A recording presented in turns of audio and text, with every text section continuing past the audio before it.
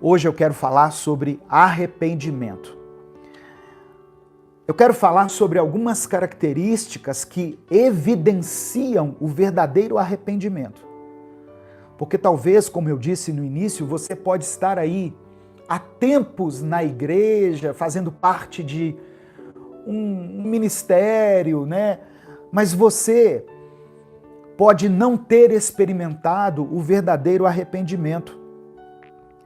A palavra de Deus diz, né, o texto que eu li, no Evangelho de Mateus, capítulo 3, verso 8, façam coisas que mostrem, ou seja, que evidenciem que vocês se arrependeram de seus pecados.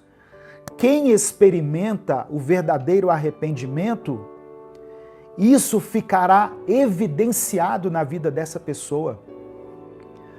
Então eu quero falar sobre algumas coisas que compõem o verdadeiro arrependimento. A primeira coisa é a percepção do pecado.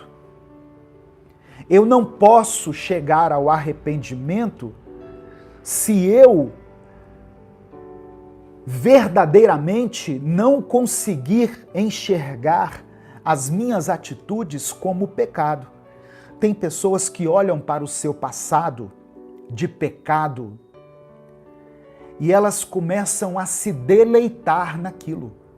Elas começam a pensar assim: como era bom, como era prazeroso, como eu tinha satisfação naquela época. Você já viu pessoas que dão testemunho na igreja? E é bênção, testemunho é bom para edificar a igreja. Só que às vezes as pessoas começam a enaltecer tanto o seu passado de pecado que a impressão que dá é que elas ainda têm prazer naquilo. Elas ainda falam da vida de pecado com um certo orgulho, com uma certa satisfação por ter feito parte daquilo. Eu percebo isso às vezes. Então, nós temos que ter essa percepção do pecado. Os nossos olhos precisam ser abertos. As escamas precisam cair dos nossos olhos. Quando o apóstolo Paulo teve um encontro com Jesus no caminho de Damasco, ele literalmente caiu do cavalo e quando ele se levantou, os olhos dele estavam ofuscados. E durante 3 dias ele ficou sem visão. E depois, as escamas dos seus olhos foram removidas. Através da oração de uma pessoa, as escamas que havia nos olhos dele foram retiradas, né? Numa figura de linguagem. Mas, ou seja, Paulo entendeu que as atitudes dele, a atitude que ele estava tendo de perseguir cristãos, de mandar matar cristãos, estava totalmente equivocada. Ele tem uma percepção clara de que ele estava cometendo pecado. E isso o levou ao arrependimento. Então, esse é algo, essa característica é algo que nós precisamos observar se realmente nasceu em nosso coração a percepção do pecado. Quando você olha para trás, você consegue perceber que andava em pecado? Ou você sente a saudade da vida que você levava? É uma pergunta que você precisa fazer para si mesmo. Quando a gente olha para a vida do filho pródigo, que está lá em Lucas 15, chega um momento da vida dele que ele cai em si, que ele olha para a sua trajetória e era como se ele estivesse dizendo: o que é que eu estou fazendo da minha vida? Na casa do meu pai, até os empregados têm fartura de pão e eu estou aqui disputando uma comida com os porcos. Ele realmente se entristeceu, ele percebeu, ou melhor dizendo, ele percebeu o pecado que ele havia cometido de sair da casa do pai, de gastar o dinheiro de uma forma irresponsável. Ele se viu como um pecador. Nós temos que olhar para a nossa vida e nos vermos como pecadores. Antes que o homem vá até Cristo, ele precisa ir até si mesmo.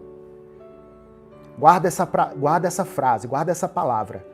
Antes que o homem vá até Cristo, ele precisa ir até si mesmo. Ele precisa se autoexaminar. Olhar para dentro de si. Ninguém tem um encontro com Jesus verdadeiro se antes não reconhecer o seu pecado, perceber o seu pecado, reconhecer e considerar que é o seu pecado que o está afastando de Deus. Nós temos que entender isso. Para de alisar o pecado, para de flertar com o pecado. Pecado é algo abominável aos olhos de Deus. Isaías 59 diz que o pecado nos afasta de Deus. Peça a Deus para retirar do seu coração essa atitude nostálgica, saudosista que você muitas vezes está cultivando em relação à sua vida de pecado. Amém? Que os seus olhos sejam abertos, que a sua mente consiga perceber como aquilo fez mal a você, fez mal às pessoas, estava te levando para o inferno, estava te conduzindo para o caminho da perdição, estava entristecendo o coração de Deus. Davi passou por essa experiência. Davi teve um caso clássico de adultério. E enquanto ele estava entorpecido pelo prazer, ele procurava de todas as maneiras consertar as coisas, sem experimentar o verdadeiro arrependimento. Somente quando o profeta Natã chegou para ele e disse assim: olha, Deus mandou falar que viu tudo que você fez. Naquele momento ali, a ficha cai. E ele, então, se dá conta, ele percebe o pecado. Primeira coisa para que o arrependimento nasça dentro de você é essa percepção do pecado. E no final nós vamos orar para que você perceba, para que você chegue a essa conclusão de uma forma lógica. Isso é uma ação do Espírito Santo em nós, mas que provoca um sentimento racional. A percepção do pecado, ela vai nascer no seu intelecto e no seu espírito. Amém? Outra coisa que é uma evidência do arrependimento e que vai contribuir para que o arrependimento genuíno chegue ao seu coração é a tristeza pelo pecado.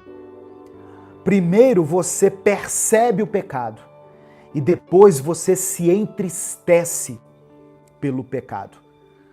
O salmista escreveu em Salmos 18, verso 18: eu suporto tristeza por causa do meu pecado. Essa amargura dentro da sua alma, ela tem que existir. A palavra hebraica que se traduz por ficar triste significa ter a alma crucificada. Então, essa tristeza pelo pecado, ela precisa estar presente, ela precisa fazer parte do verdadeiro arrependimento.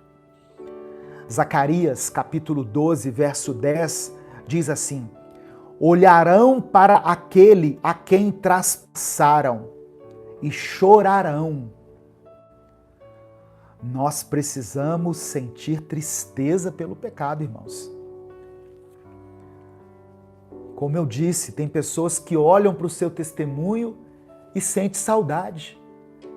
Ela começa a contar o testemunho e parece que ela viajou no tempo e está apreciando todas aquelas atitudes novamente. Não! Isso tem que ser uma atitude que evidencie, que denote tristeza, sofrimento. E essa tristeza, ela não é superficial, é uma agonia. Na palavra de Deus é chamada de quebrantamento de coração. Salmo 51, versículo 17, é um salmo de Davi. Ele diz assim: sacrifícios agradáveis a Deus são o espírito quebrantado, coração compungido e contrito, não o desprezarás, ó Deus. O profeta Joel falou no capítulo 2, verso 13, rasgai o vosso coração. Então, essa tristeza, ela precisa fazer parte do arrependimento. Se você conhecer alguém, se você conheceu alguém que se diz arrependido, mas que não experimentou tristeza pelo seu pecado, isso pode não ser um verdadeiro arrependimento. Tem gente que fala assim: eu sou de Jesus, eu sou de Cristo, eu sirvo a Deus. Aí você pergunta assim: mas você se arrepende do que você fez? Você sente tristeza? Não me arrependo de nada, eu faria tudo de novo. Então peraí, então tem uma coisa errada. Então você não nasceu de novo. Você não experimentou o verdadeiro arrependimento. Eu acho engraçado quando, às vezes, tem alguns programas, alguns jornais sensacionalistas que gostam de entrevistar o bandido. O bandido foi preso, foi pego no flagrante. Ele tentou roubar, ele tentou matar, ele tentou fazer alguma coisa errada, tentou assaltar um banco e agora ele está preso. Aí o repórter pergunta assim: você está arrependido? Ele fala assim: tô arrependido. Você não vê uma lágrima, mas ele está arrependido. Na verdade, ele está triste porque o negócio não deu certo. Ele não está arrependido, na maioria das vezes, tá? Estou generalizando aqui. Na maioria das vezes, aqueles que são pegos no flagrante, que são presos, eles estão, abre aspas, arrependidos, eles estão tristes porque o que eles haviam planejado não deu certo. Mas ele tentou cometer o crime perfeito, mas alguma coisa deu errada e por isso que ele está triste. Não é porque ele reconheceu o seu erro, não é porque reconheceu que estaria agindo contra a lei, prejudicando alguém, prejudicando pessoas, colocando em risco a vida de uma pessoa. Não, é porque não deu certo. É por isso que ele está triste. Mas a tristeza provocada antes do arrependimento é uma tristeza que evidencia um verdadeiro quebrantamento dentro do nosso coração. É uma tristeza espiritual, ela é interior.